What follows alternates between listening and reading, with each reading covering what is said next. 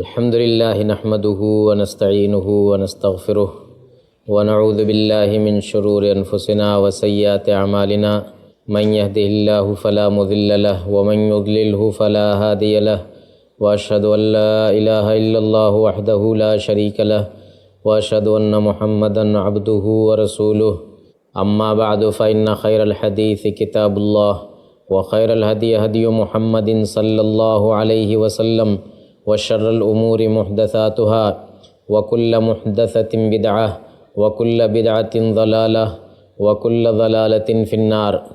ناظرین کرام، اسلام میں عورتوں کا جو مقام و مرتبہ ہے اور ان کو جو حقوق حاصل ہیں اور ان کے لیے جو تعلیمات دی گئی ہیں ان کے بارے میں کئی نشستوں سے گفتگو چل رہی ہے۔ آج کی نشست میں پردے کے تعلق سے کچھ باتیں ہونی چاہیے، اس لیے کہ اسلام میں عورتوں کو پردہ کرنے کی تاکید کی گئی ہے، پردہ کرنے کا حکم دیا گیا ہے۔ تو یہ حکم کیوں دیا گیا ہے، اس کی حکمت کیا ہے، اس کے فائدے کیا ہیں، اور پردہ نہ کرنے کی صورت میں عورتوں کو کیا پریشانیاں لاحق ہوتی ہیں، یہ ساری چیزیں غور کرنے کی۔ اصل میں پردے کو لے کر کے بہت ساری خواتین بلکہ بہت سارے مرد بھی غلط فہمی کا شکار ہیں، اور وہ یہ سمجھتے ہیں کہ عورت کو پردے میں رکھنا، عورت کو پردہ کرانا، یہ اس کے ساتھ ناانصافی ہے یا اس کی توہین ہے یا اس کے اوپر ظلم ہے۔ حالانکہ ناانصافی، حق تلفی اور ظلم یہ ہے کہ عورت کو بے پردہ رکھا جائے۔ جب یہ بات معلوم ہو چکی اور جس پر سب کا اتفاق ہے کہ مرد اور عورتیں دونوں دو صنفیں ہیں اور دونوں کی جسمانی، ذہنی، نفسیاتی ساخت سب الگ ہے، تو اسی حساب سے ان دونوں پر الگ الگ احکامات بھی جاری ہوں گے۔ انہی احکامات میں سے ایک یہ بھی ہے کہ عورتیں پردہ کریں، عورتیں ایسا لباس پہنیں جو ان کے پورے جسم کو ڈھانکتا ہو۔ عورتیں جب گھر سے باہر نکلیں تو کامل اور ساتر پردے میں نکلیں، تاکہ وہ مردوں کے اور شیطانوں کے شر سے محفوظ رہیں، ان کی نظر بد سے محفوظ رہیں، ان کی چھیڑ چھاڑ سے محفوظ رہیں۔ قرآن کے اندر پردے کا حکم نازل ہوا۔ مدینے کے اندر اللہ تعالیٰ نے یہ آیت نازل فرمائی، یا ایھا النبی قل لازواجک وبناتک ونساء المؤمنین یدنین علیہن من جلابیبہن ذلک ادنی ان یعرفن فلا یؤذین وکان اللہ غفورا رحیما۔ اے نبی، اپنی بیویوں سے، اپنی بیٹیوں سے اور تمام مومنہ عورتوں سے کہہ دیجئے کہ وہ اپنی چادریں لٹکا کر کے رکھیں، چادر اوڑھ کر کے نکلیں، حجاب کر کے نکلیں۔ یہ اس بات سے زیادہ قریب ہے کہ ان کو پہچانا جائے اور ان کو تکلیف نہ پہنچائی جائے۔ یعنی جب باحجاب وہ نکلیں گی، پردے میں نکلیں گی، تو معلوم ہو جائے گا کہ یہ آزاد اور شریف خواتین ہیں، اس لیے اوباش قسم کے لوگ ان کو کوئی ایذا نہیں پہنچا سکتے، ان سے چھیڑ چھاڑ نہیں کر سکتے۔ دیکھیے، مرد اور عورت دونوں کے اندر اللہ تعالیٰ نے ایک کشش رکھی ہے، بلکہ یوں کہہ لیجئے کہ ہر جوڑے کے اندر، وہ حتیٰ کہ حیوانات کے اندر بھی جو مذکر اور مؤنث ہیں، تو ایک دوسرے کے اندر کشش رکھی گئی ہے۔ مرد عورت کی طرف، عورت مرد کی طرف کشش رکھتے ہیں، کھچاؤ ان کا ہوتا ہے، لیکن اسلام نے اس کشش کو یا مرد اور عورت کو ایک دوسرے سے قریب آنے کے لیے، کرنے کے لیے کچھ ضابطے رکھے۔ اس ضابطے کے ساتھ دونوں ایک دوسرے سے قریب ہوں گے۔ اگر یہ ضابطہ نہ رہے تو پھر انسانوں اور حیوانوں میں کوئی فرق نہ رہ جائے۔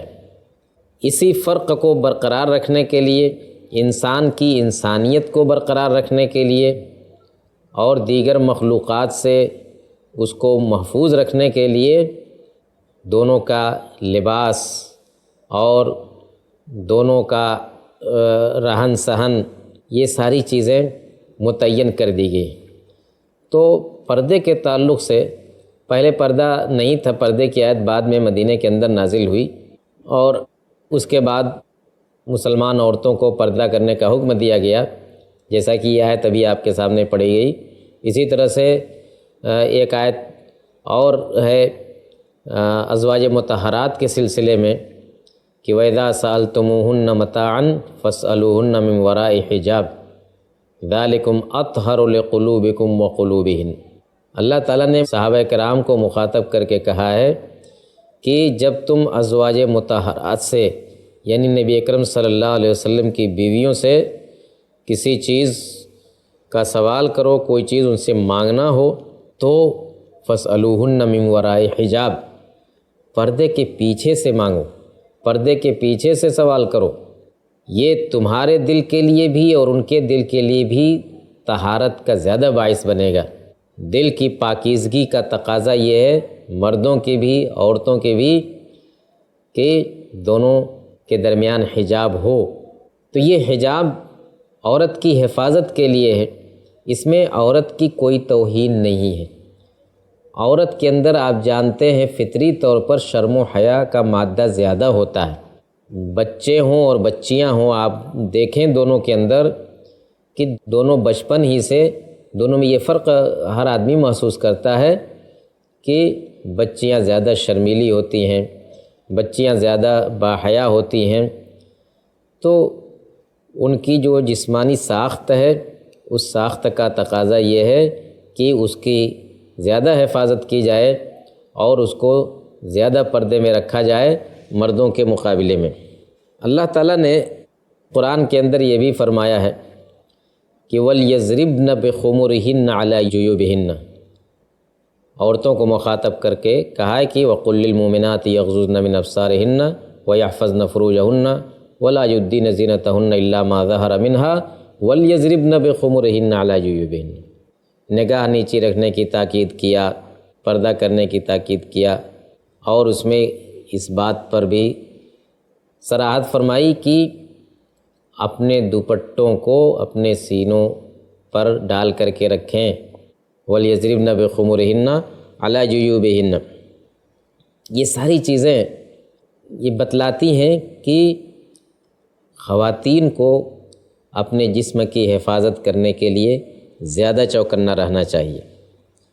اللہ تعالیٰ نے لباس بھی بنایا ہے، یہ لباس کس لیے ہے؟ یا بنی آدم قد انزلنا علیکم لباسا یواری سوآتکم وریشا، اے بنی آدم، اے انسانوں، ہم نے تمہارے لیے لباس نازل کیا، پوشاک بنائی تمہارے لیے۔ اس کا دو فائدہ ہے، ایک ہے کہ یواری سوآتکم، تمہاری ستر پوشی ہوتی ہے اس سے، تمہارے جسم کے وہ حساس اعضاء جن کو تم دوسروں کے سامنے ظاہر نہیں کرنا چاہتے، تو یہ لباس ان اعضاء کی حفاظت کرتا ہے، ان کے اوپر ستر ڈالتا ہے۔ اور دوسرے یہ کہ وریشا، اور لباس زیب و زینت کا بھی سامان ہے۔ دو فائدہ ہے لباس کا، ایک تو یہ کہ ستر پوشی ہوتی ہے، جسم کی حفاظت ہوتی ہے، اور دوسرے یہ کہ اس لباس کے ذریعے انسان زینت حاصل کرتا ہے، اپنے آپ کو مزین کرتا ہے، سنوارتا ہے۔ تو زینت لباس سے ہے، عریانیت سے نہیں۔ آدمی اپنا بے لباس ہو جائے اور سمجھے کہ اس سے ہم خوبصورت لگتے ہیں، اس میں ہماری زینت ہے، عورتیں برہنہ یا نیم برہنہ ہو جائیں اور سمجھیں کہ اسی میں ہماری خوبصورتی ہے، ایسی کوئی بات نہیں۔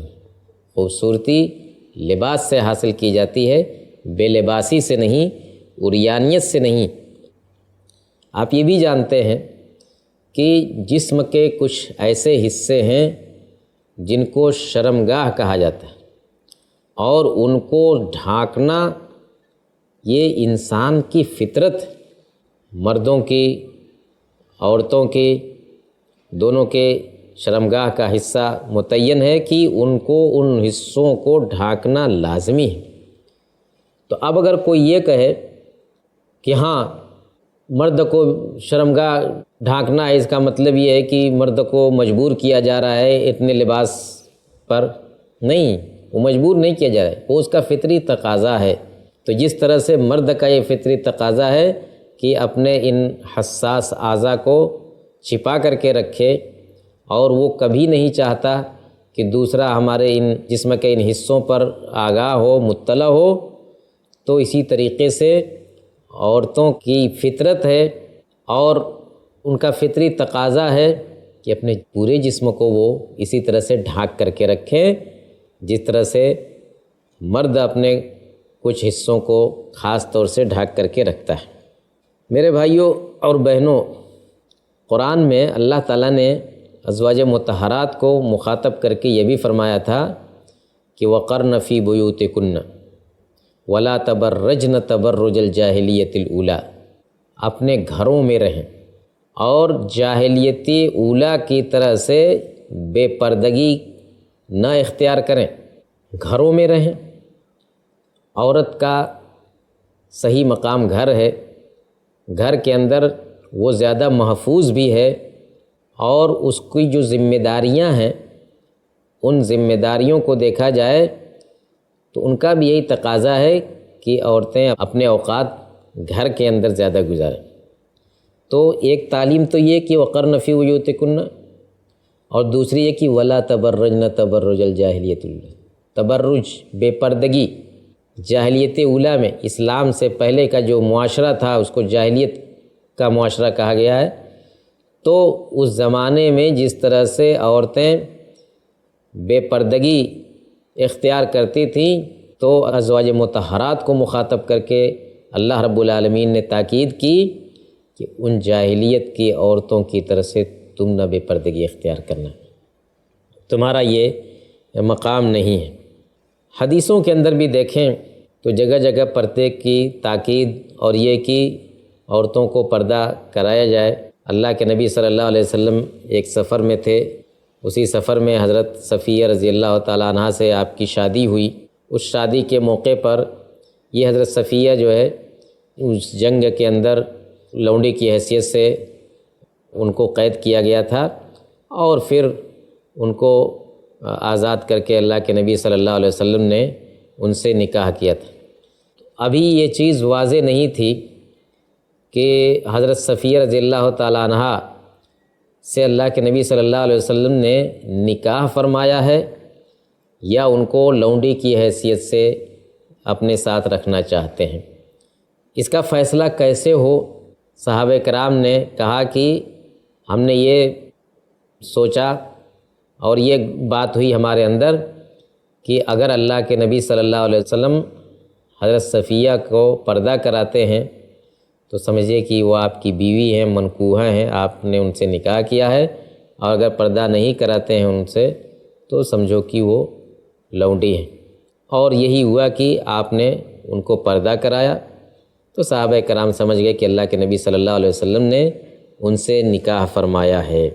میرے بھائیوں اور بہنوں، مرد اور عورت کے اندر جو کشش رکھی گئی ہے اور اس کشش کو بے لگام ہونے سے بچانے کی جو ترغیب دی گئی ہے اس پر غور کریں کہ اگر یہ پابندیاں نہ لگائی جائیں اور دونوں کو بالکل آزاد چھوڑ دیا جائے تو ایسے ایسے فتنے ہیں اور ایسی ایسی آزمائشیں ہیں کہ ان فتنوں اور آزمائشوں میں پڑ کر کے انسان تباہ و برباد ہو سکتا ہے۔ نظر کی آزمائش، نظر کا فتنہ سب سے بڑا فتنہ ہے۔ ایک انسان دوسرے انسان کے سامنے ہوتا ہے تو سب سے پہلے اس کی نظر اس پر جاتی ہے۔ مرد کی نظر عورت کی طرف، عورت کی نظر مرد کی طرف جب اٹھے گی تو یہ سب سے پہلا دروازہ ہے جس کو اگر کھول دیا جائے تو اس کے بعد آگے کے مراحل بھی آنے یقینی ہیں۔ ان تمام چیزوں پر اسلام نے شروع ہی سے ان پر روک لگائی اور مردوں کو بھی ترغیب دیا اور عورتوں کو بھی ترغیب دیا پردے کی تاکید کے ساتھ ساتھ کہ دونوں اپنی نگاہیں نیچی رکھیں۔ قل للمؤمنین یغضوا من ابصارہم ویحفظوا فروجہم، اور اسی طرح سے اس کے بعد کہا کہ وقل للمؤمنات یغضضن من ابصارہن ویحفظن فروجہن، کہ اے نبی مومن مردوں سے بھی کہیے کہ وہ اپنی نگاہیں نیچی رکھیں اور اپنی شرمگاہوں کی حفاظت کریں، اور دوسری طرف مومنہ عورتوں سے بھی کہیے کہ وہ اپنی نگاہیں نیچی رکھیں اور اپنی شرمگاہوں کی حفاظت کریں۔ تو پردے کے ساتھ ساتھ نگاہ بھی نیچی رکھنے کا حکم دیا گیا ہے، اور یہ صرف عورتوں کو نہیں حکم دیا گیا یا صرف مردوں کو حکم نہیں دیا گیا، بلکہ دونوں کو حکم دیا گیا کہ ایک دوسرے پر نظر گاڑنے سے پرہیز کریں، کیونکہ یہ چیز دونوں کو فتنے میں ڈالنے کا سبب بن سکتی ہے۔ اسی طرح سے زبان کے ذریعے، آواز کے ذریعے، گفتگو کے ذریعے بھی فتنہ پیدا ہو سکتا ہے اور دونوں ایک آزمائش میں مبتلا ہو سکتے ہیں۔ خوشبو ہے، یہ بھی کشش کا باعث ہوتی ہے اور ایک دوسرے سے انسان کو قریب کرتی ہے۔ ایک چیز چہرے اور ہتھیلی کے پردے سے کبھی کبھی غلط فہمی پیدا ہوتی ہے کہ چہرے کا پردہ نہیں ہے یا ہتھیلی کا پردہ نہیں ہے۔ حقیقت میں ہے کہ یہ غلط فہمی ہی ہے۔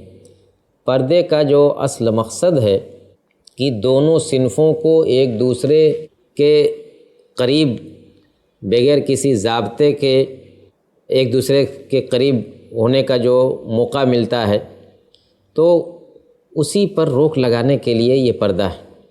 تو اگر چہرے کا پردہ نہ کیا جائے، عورت اگر چہرہ اپنا نہ ڈھاکے، تو یہی حکمت اور یہی مصلحت فیل ہو جاتی ہے۔ سب سے پہلے انسان کی نگاہ تو چہرے ہی پر پڑتی ہے، چہرے ہی سے اندازہ لگاتا ہے انسان، اور چہرے ہی سے معلوم ہوتا ہے کہ یہ خوبصورت ہے کہ بدصورت ہے، پرکشش ہے کہ پرکشش نہیں۔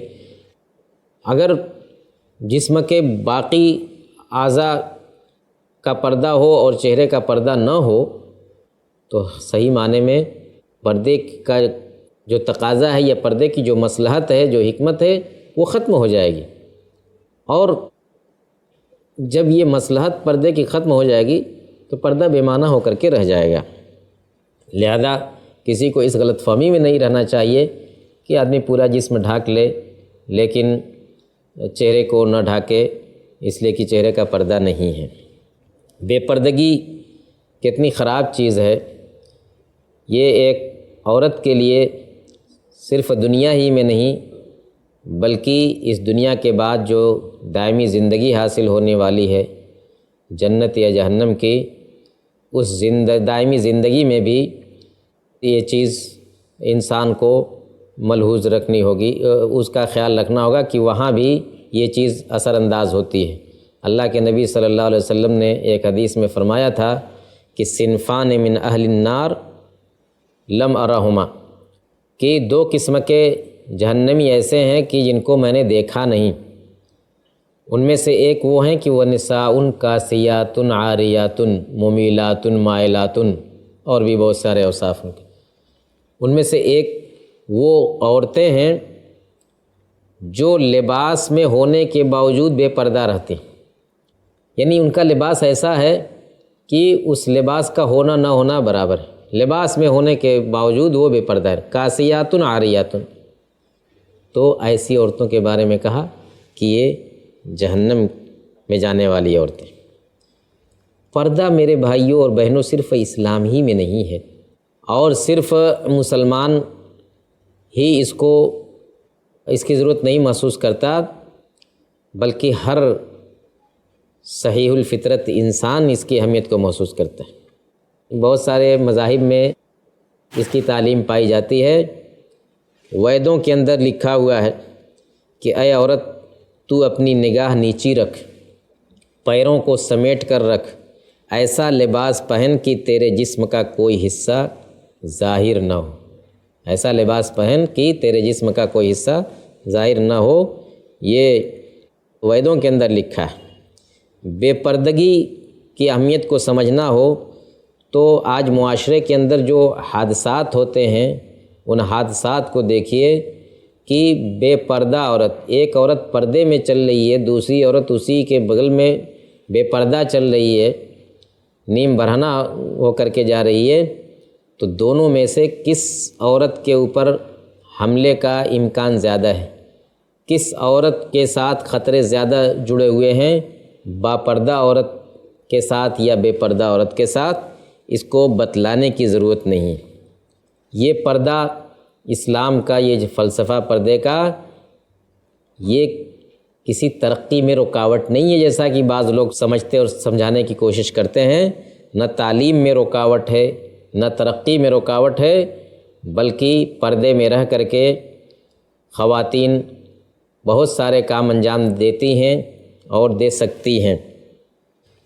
پردے کی اہمیت کو سمجھنا ہو تو وہ مغربی معاشرہ جو عورتوں کی بے پردگی کو حق قرار دیتا ہے، وہاں سے وقتاً فوقتاً ایسی مثالیں سامنے آتی ہیں کہ ان کا فلسفہ دھرا رہ جاتا ہے۔ ایک برطانوی کمپنی نے ایک مرتبہ اعلان کیا، اس کمپنی میں مرد بھی کام کرتے تھے، عورتیں بھی کام کرتی تھیں۔ اس نے اعلان کیا کہ عورتیں پردے میں یا یہ کہ ایسا لباس پہن کر کے نہ آئیں جو بھڑکاؤ ہے۔ کیوں؟ اس لیے کہ بھڑکاؤ لباس پہن کر کے آتی تھیں تو جو ان کے ساتھ کام کرنے والے مرد حضرات ہوتے تھے وہ نظر بازی ہی میں ان کا زیادہ وقت گزر جاتا تھا اور ان کے کام پر اثر پڑتا تھا۔ وہ اتنا کام نہیں کر پاتے تھے جتنا ان کو اپنی مقرر ڈیوٹی میں کرنا چاہیے۔ اس لیے کمپنی نے یہ آرڈر کیا کہ عورتیں مناسب لباس میں آئیں فیکٹری کے اندر۔ کسی نے اعتراض نہیں کیا اور کوئی تنظیم نہیں کھڑی ہوئی کہ یہ عورتوں کے حقوق کے اوپر ڈاکہ ڈالا جا رہا ہے اور عورتوں کے ساتھ ناانصافی کی جا رہی ہے۔ تو اسی طرح سے میرے بھائیوں اور بہنوں، عیسائی مذہب کے اندر آپ دیکھیں گے جو لوگ بے پردگی کی بات کرتے ہیں، کوئی مذہبی عورت جس کو نن کہتے ہیں وہ لوگ، وہ پورے جسم کو ڈھانک کر کے، سر کو ڈھانک کر کے سامنے آتی ہے اور اس کو کہا جاتا ہے کہ یہ مذہبی عورت ہے۔